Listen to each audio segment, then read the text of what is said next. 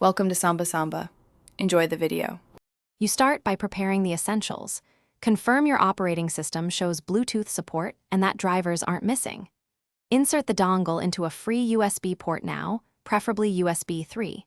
0 for stable power. If needed, use a short extension. Once done, remove competing wireless adapters to reduce interference and keep the Bluetooth device within 3 to 10 meters. Make sure device batteries are charged. This initial state prevents connection errors downstream and speeds up discovery.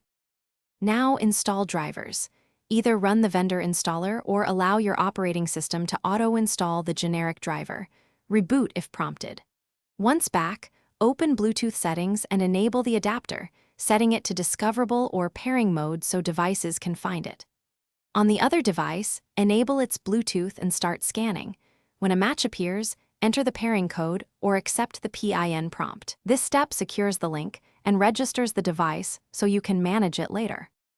Finish by testing the intended function.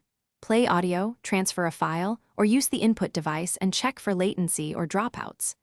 Then configure defaults. Set the dongle as the default audio or add the device to a trusted list, so reconnections are automatic. If you encounter problems, repair the device first. Next update or reinstall drivers, try a different USB port, or use a powered hub to resolve power-related instability. One key tip: remove and repair often clears stubborn connection cache issues. Thanks for watching. Consider subscribing if we helped you.